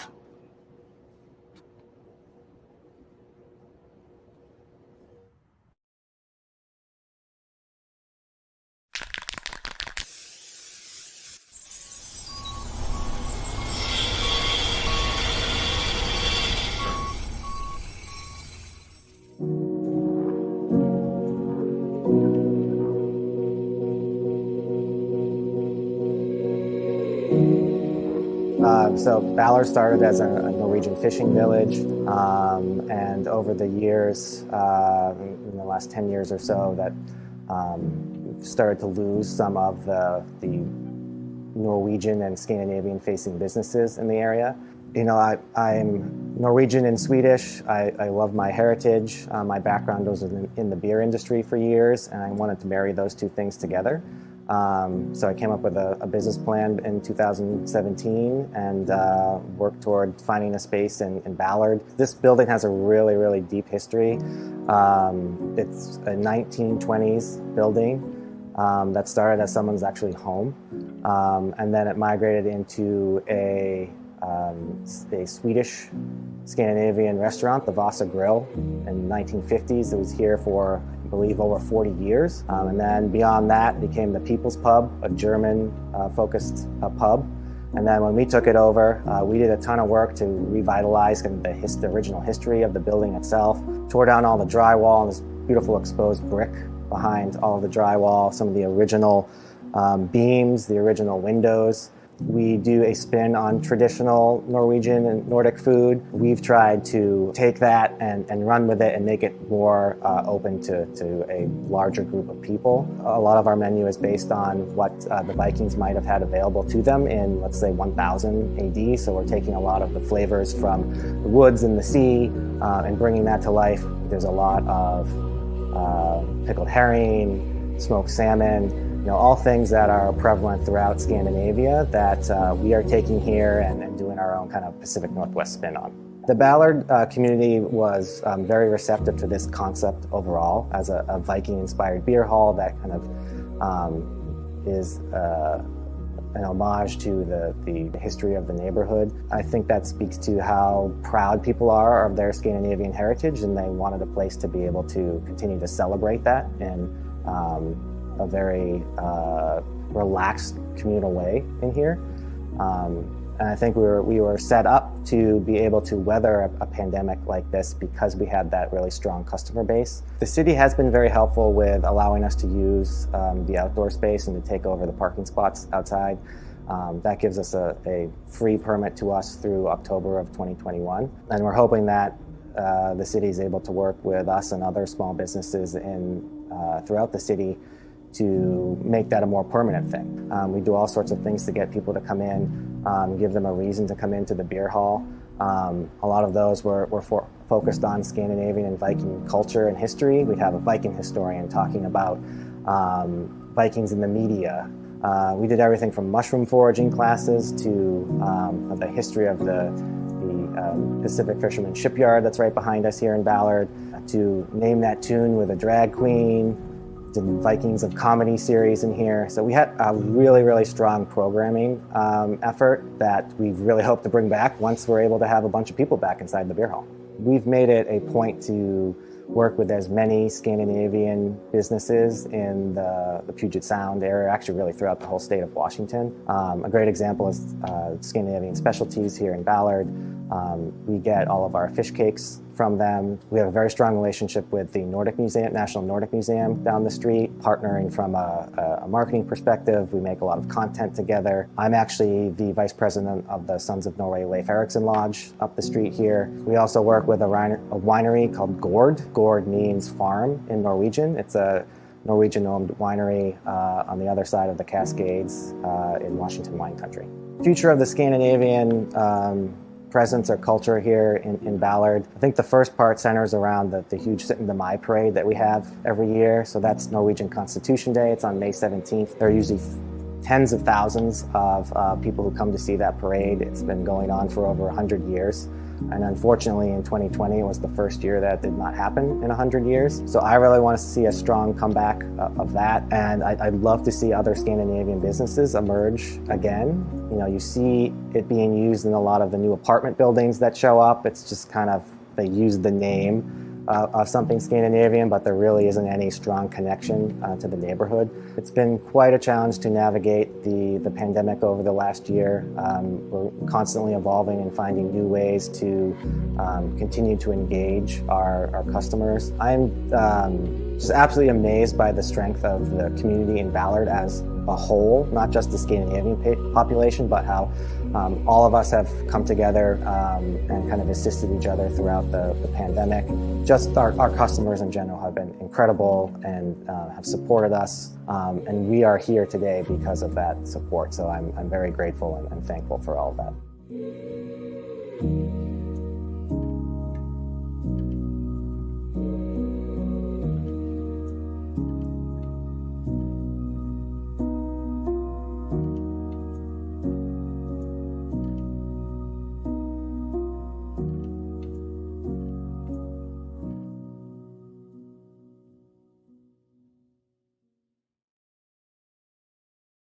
All right, and that was shot by Jake Grabbrod of Converge Media in partnership with Vanishing Seattle. We've got Adam in the green room. Let's go ahead and bring Adam in. Hey, Adam. Cynthia. Hey, Thank Adam. you again. How's it going? Good. Oh, well, first question, how'd you like the film? Oh my God, it's absolutely incredible. You guys did such a wonderful job, capturing our story. And man, did you make that fireplace look sexy? That was a big highlight of, we're trying to design the space that was modeled after a Viking mead hall. And these mead halls, long halls, would have a central fireplace in them that people would gather around that they use for cooking. So we, in designing the place, we wanted to make sure that that was a central element to what we were doing. And there it is. And it's, we just came out of the winter and into this time of the year when it's all rainy and cold, and people love just to gather around it. Yeah, that fireplace really sells itself. I think when I was in school, I definitely made a beeline, like straight. Yeah. Ooh, warm, bright. That is the spot to be. Mhm. Well, thanks for letting us come in and film on your day off. I mean, it was really great to be in the space. And I remember going there when it used to be the People's Pub, and then just seeing how you had opened it up, and the ways that you described in the film, kind of bringing some of those previous elements back to life. It's really, really cool to see and experience. And I really love the how Skull is a newer business, but you are focused on carrying forward like Scandinavian history and like new and creative ways. Could you just share a little more about why you took that approach? I mean, has it become a place that's intergenerational? You have like folks from all ages coming together? Yeah, and that's, I think, what I'm actually the most proud of is that we will have 80-year-old couples in there when there's the rest are all 25-year-olds, and they feel very comfortable in there. And before the pandemic hit, we have a big shuffleboard table, and the 80-year-old couple is playing shuffleboard, and all the younger people are gathered around them. So it definitely has touched a nerve with the whole group of people. I really am very proud of my heritage, and wanted to open up this place to celebrate that. My background is in the beer industry, so it made sense to bring those two things together.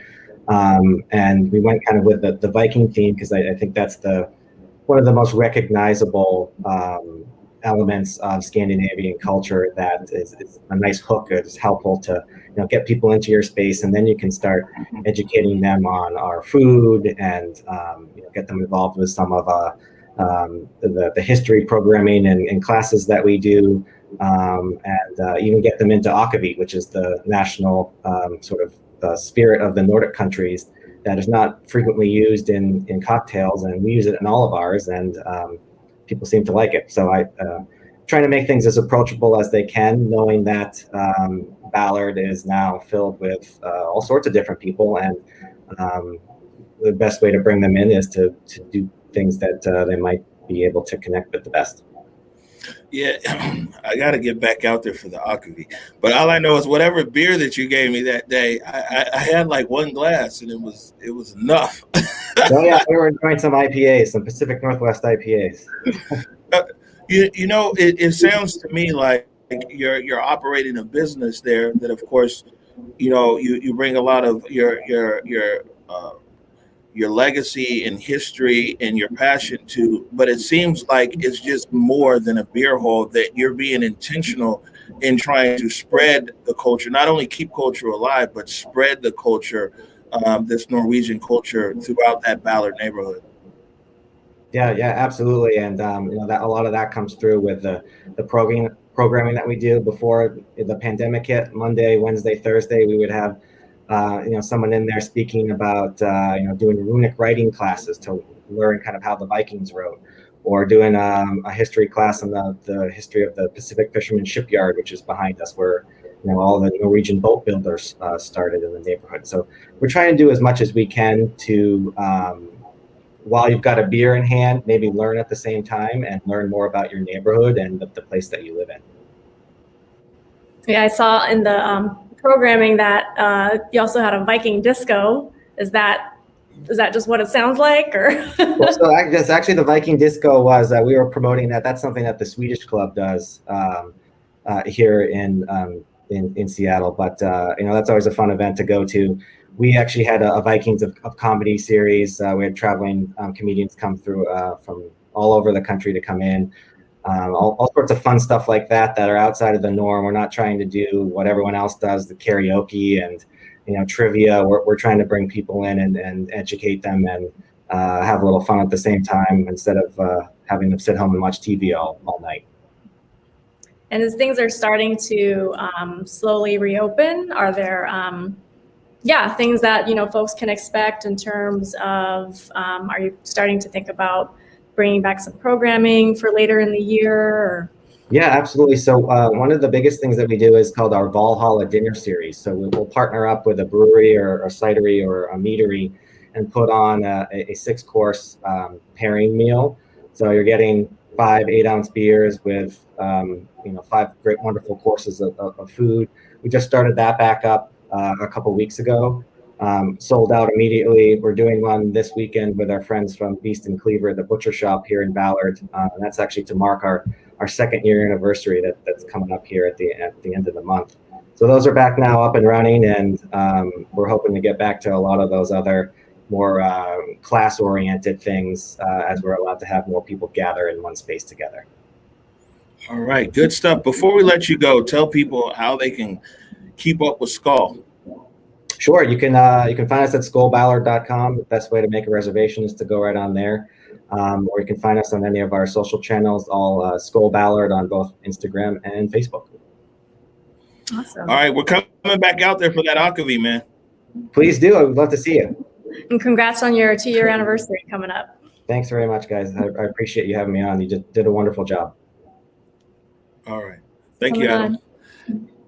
Man, yo, I had a good time. That was actually the first film that we put together. It was all of our first working relationship was out there at Skull. And I mean, what a great interview. And you can just tell how much passion that Adam has for his culture and preserving legacy and pushing it forward. Mm-hmm. Yeah, I love how, I mean, as he said, or as you said, it's more than just a beer hall. Like, he has a lot of educational and community programming. So it's not just about, going and getting a beer, that it, as you said, is continuing that, history and the legacy of the neighborhood in a very inviting communal way. All right, good stuff. We're going to take a break right now. And when we come back, it's time for Crosstalk. And we're going to be joined by Bjorn, Soma, and Stephanie. You're watching Community Voices, the Vanishing Seattle edition. I did it for the city, I did it for the love, I did it for the people, I did it for us. Back on this rap-ish, I ain't even broke a sweat, homie, this practice. Pondering my next move, staring at my track list, hope I ain't miss my window. Praying like a Baptist, Seattle's own, tired of this Game of Thrones. They made a list of the best rappers and guess who wasn't on? While the disrespect continues, I'm steady packing these venues.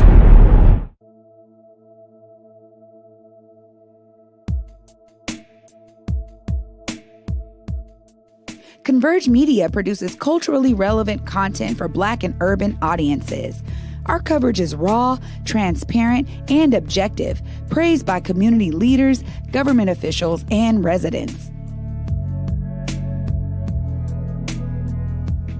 Support Converge Media today via Venmo, Cash App, or PayPal at Converge Media.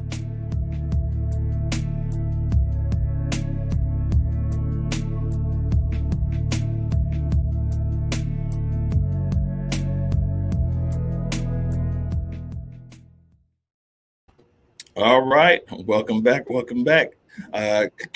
Community Voices, Vanishing Seattle edition. We've been real nimble here today. It was an internet outage in a lot of different areas across the city, and so we would usually be in the studio setup. But as they say, the show must go on, and so we've made it work no matter what.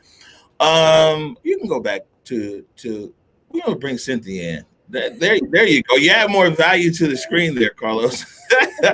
we're gonna go ahead. Oh, he's playing games back there. We're gonna go ahead and bring in Stephanie, Soma, and Bjorn. Hello. Hey. All right, Cynthia. I'll let you get us started. Okay. Well, first, I just wanted to thank you all for sticking around until the end. But this is the part that I personally get most excited about, is the opportunity for us to come together and just share reflections after seeing these stories across Ballard and the Central District. I just wanted to start with a question around if there's any thoughts that came up for you about parallels, commonalities across these two neighborhoods. And I think I'll start with Soma. What I will say that stands out the most for me is the efforts and the intergenerational stories that are being told, and making sure kind of old wisdom passes on to younger minds. So that's one of the major things that I notice, and I appreciate it. Mm-hmm. Thanks, Solma. How about you, Miss Stephanie? Any parallels, takeaways after watching these films? Yeah, a lot. And some I hadn't even thought about, particularly between the Central District and Ballard. I have a few memories of Ballard. I'll talk to Bjorn about those later, but for me, it's was keeping the narrative correct, right? And as I'm listening to Adam and the work that he's doing and his business, and identical to what we're trying to do in the Central District as well. So correlations when Adam or Bjorn, when they talked about the parade and that sense of pride, and we have that same pride, you know, with our parade that was, you know, associated to Seafair, went away, and then Africa Town has decided to bring it back these last few years, and so it does instill this sense of pride. So there's a number of correlations that I was, you know, putting together, listening to this story of Ballard, and even knocking down some of the stereotypes, right? I mean, for me and for younger generations, I think, you know, what they know about Scandinavian history is probably what they picked up off the Vikings, the series. You know, you got Bjorn, Ragnar, and Ivar, the Boneless. And that's what you know. And then in the stereotypical movie that people relate Black people, I mean, Superfly, Friday, you know. So I say let's correct the narratives and, you know, make it good. Thanks, Ms. Stephanie. And how about you, Bjorn? I think I spoke a little bit to some of the ideas that I felt merged earlier as far as, but I think that the differences are also important and interesting to explore. I definitely appreciate the idea of kind of preserving the narrative. I think that is a strong thing, and it's something that, you know, the famous quote is history is written by the winners. Well, we're winning right now because we're alive. So let's write this how we want. I think that I like that idea a lot. That speaks to a lot of strength and ownership. Mm-hmm. Mm-hmm. Right. Can maybe I wanted to start with Stephanie here. When you talk about the gentrification and displacement in the Central District, and how much that has played a role in our culture, basically, how difficult has it been, or easy has it been, for us to maintain our culture with so much displacement occurring in the Central District? Yeah, that's a tough one, and it's really emotional too in a lot of ways for Black people, but also there were Jewish families here and Asian families as well. So by the 1940s, I said a little earlier in the program how, you know, we had such a small Black population in the beginning, and by the 1940s, you know, we had over 4,000, 5,000, 6,000 folks that were headed, Black folks that were headed here for wartime jobs. But then by 1990 and approaching 2000, for the first time since 1930 is when we began to see Black people and the population of Black people in the central area decrease. And we know why. A lot of it was predatory. Homeowners giving up, catch-22, having the ability to move from the Central District, giving up their homes. And so we saw a lot of changes. We continue to see those changes today. So how are we going to move forward, grab a hold of that, and then move forward? And I think we're really starting to make some really great strides with some of the businesses that are beginning to return, and all of the work where we see it, and Solma can speak to that too, at Wanawari. Yeah, we've been really lucky to have people with the Central District history. work with us. And so, yeah, it's a weird conversation to have, only because I grew up in a very centralized Black community. And so seeing people disperse and move around in different directions has kind of guided at least my participation in Wanawari, and my involvement in the Central District.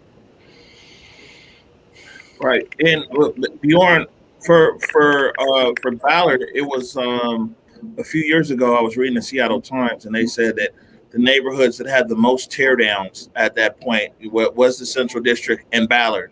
And maybe you could talk about what's it like there in Ballard, and I mean how much of that legacy community is still there, or did they tear down the houses? Did they still live there? Have they moved on, or has Ballard now become a destination spot as well? Like the Central District, a lot of times it's a destination. People are out in Federal Way, but they still come to get their hair cut, or they'll still come out to communion, or they'll be intentional and come to the postman.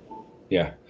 Yeah, I think there's a lot of things going on there. I mean, the way this part of the city looks certainly is very different, and I think that that right away just kind of overwhelms our senses for what we think of as our neighborhood when it's not familiar anymore. But with the diffusion of people outside of this neighborhood to typically for the Scandinavians that I know, a lot of them north to Edmonds and Marysville, that area. They make the trip for me, so I'm or my business. So I'm very fortunate in that sense that we have that sort of dedication. And yeah, I think change is just one of these things that it happens in this world, and we have to take the little agency or the great amount of agency that we have in our moments to affect the change that we want. And I think that in Ballard, for instance, from what I know, as we saw with this last segment on Skoll Beer Hall, as we see with the National Nordic Museum being recognized, being able to build a new location for itself, there's some preservation in that for the future identity of Scandinavian Ballard. So that's a positivity, regardless of where people are finding their residence. Right. Cynthia? Yeah, speaking of preservation, I have a question for Ms. Stephanie. I know you do a lot of work around Black history and preservation, and sometimes, at least in terms of like historic landmarking, places that are significant to people of color, especially culturally, are not as visible or recognized, because a lot of the landmarking is based on architectural features and things like that. So we'd love to hear about some of the preservation interests that you're working on in the CD, or even beyond the CD in Seattle and Washington. Yeah, Black people have been traditionally absent from the preservation world, but all of that is about to change and has been changing for the last more than just a couple years, maybe 5 to 6 years. And so preserving the legacy of the places that are, the history and heritage footprints here in the Central District are hugely important. And you're right, a lot of it is not as tangible as it used to be. The intangible parts and places are just as important. And we saw that happen with the Liberty Bank building, where initially there was a plan or a proposal put forward that nominated that Liberty Bank building. But again, it was decided that because of the architecture that it was not an important place to preserve.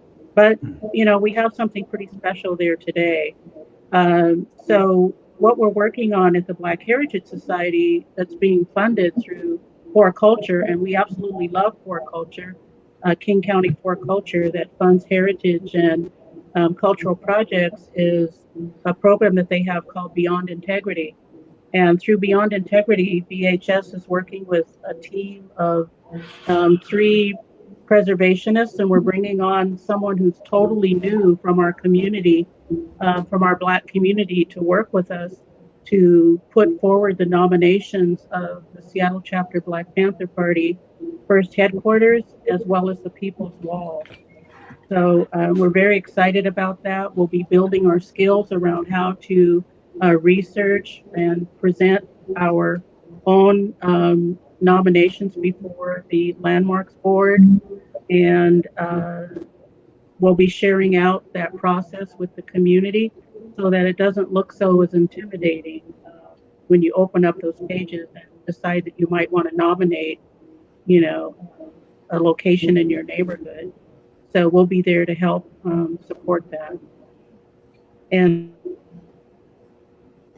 you know, Amara, you know, we worked on a special project with the Washington Trust together for historic preservation on a tour through the Central District that will unveil next week in a public program.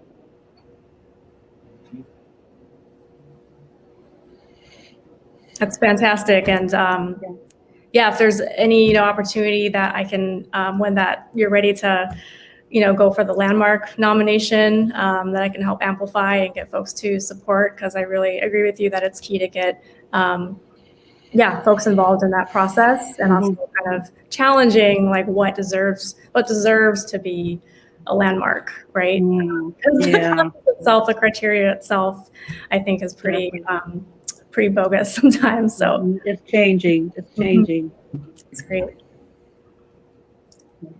I had a question here. We're getting ready to wind down, but we just heard what Stephanie has going on, and so maybe Soma, you can tell us.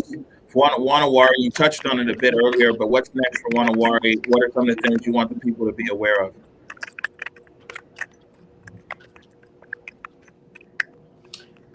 Well, let's see. We have our artist in residency program that will be opening at the end of this month.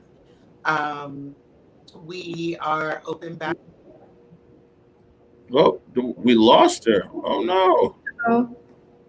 Did we? Well, we'll see. We'll see if we can get her back. You know, there's a very big issue with internet right now in the city. So we're actually fortunate that we're able to be joined. We're able to be joined right here. But Bjorn, while we have you here, before we wrap up, man, you could give your spot a big shout out and tell everybody you mentioned the address and your plans of where everything's going to move to.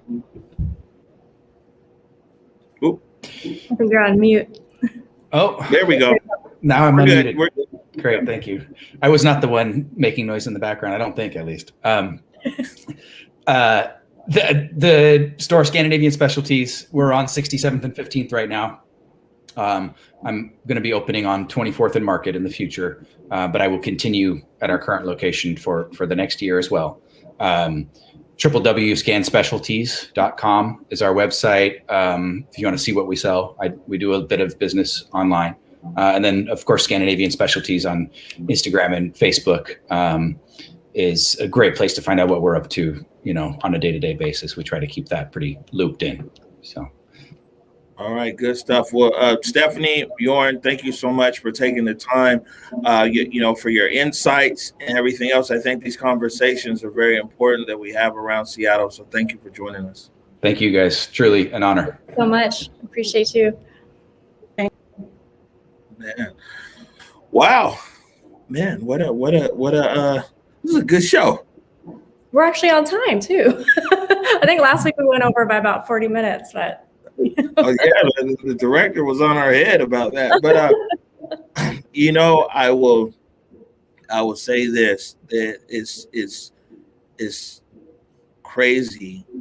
Like I said, how when you look at Ballard, when you look at these films and what people are saying today, right now in Ballard, and when these films were captured, and you talk, it's almost word for word, you know, what people have been saying in the Central District for the last few decades. It's like, hey man, we just want to hold on to our culture. We just want to buy stuff from Black people. We just want to do this and that.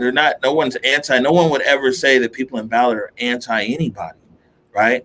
But when a lot of those same comments or sentiments of come out of the Central District when we're saying like, man, we just want to go and, go to the Black barber shop because they're culturally relevant. We just want to go and buy our soul food because that's the food that our grandparents would. We just want to go to the Black pharmacist because, the pharmacist knows our family history and everything else. When we've been saying that in the Black community, it's always looked at a bit differently. And that was one of the things I wanted to bring to light in this series here, that the plight that we're talking about is the same. It's the same. And I hopefully that's one thing that people will take away from here, and people will look differently at what Black people in the Central District have been talking about, because you see people in Ballard saying a lot of the exact same things. And man, I really, really, really want to thank you, Cynthia, and Vanishing Seattle for working with us on this important project.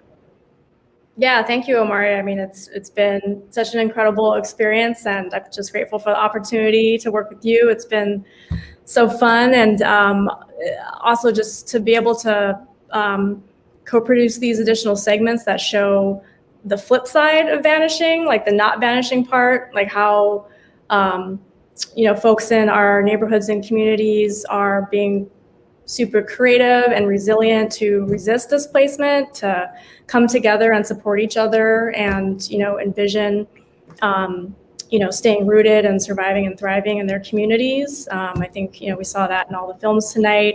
It was powerful to hear Devon and Kiana talk about investing back in intergenerational wealth and in their community, and continuing that legacy that benefits not just like their family and the CD, but all of Seattle, like all of us, existing together in this ecosystem. So yeah, just huge shout out to you and the Converge team, all of the filmmakers, all the folks that were so gracious with their time and space to let us into film. Shout out to my co-producer of Vanishing Seattle Films, Martin Tran, all the panelists, and of course, everyone, all the viewers. Feel free to definitely reach out and keep in touch. Vanishing Seattle, I think, is a collective storytelling project, so I invite us to keep the conversation going, and just grateful again for the opportunity to work on this with you, Omari. And we got to go back and from my some of the aqua feed. Exactly. We a few. Listen, the best thing is it's a lot of bars and places to eat that we hit. So we're definitely we're gonna have fun out in Ballard, and we're gonna go back to the CD and a few other places. Want to thank Jake Grabrot from my side, Eric Calligraphy for his work, but also big shout out to Gary Washington and Connor O'Keefe, who were the editors on all the produced pieces and all the back and forth with them. And the finished products were wonderful. Before we get out of here, Cynthia, tell people how they can follow Vanishing Seattle. You can follow Vanishing Seattle on Instagram, Facebook, vanishingseattle.org. Slide in my DMs. I'm pretty accessible. All right.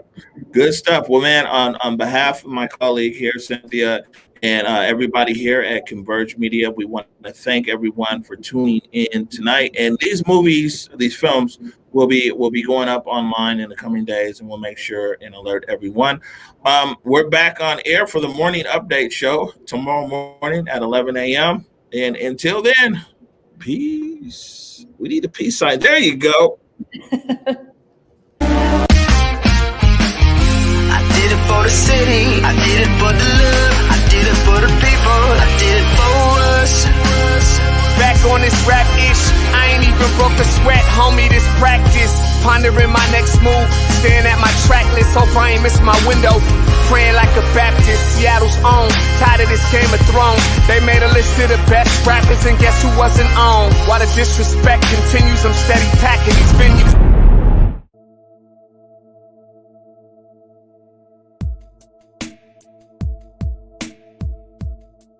Converge Media produces culturally relevant content for Black and urban audiences. Our coverage is raw, transparent, and objective, praised by community leaders, government officials, and residents. Support Converge Media today via Venmo, Cash App, or PayPal at Converge Media.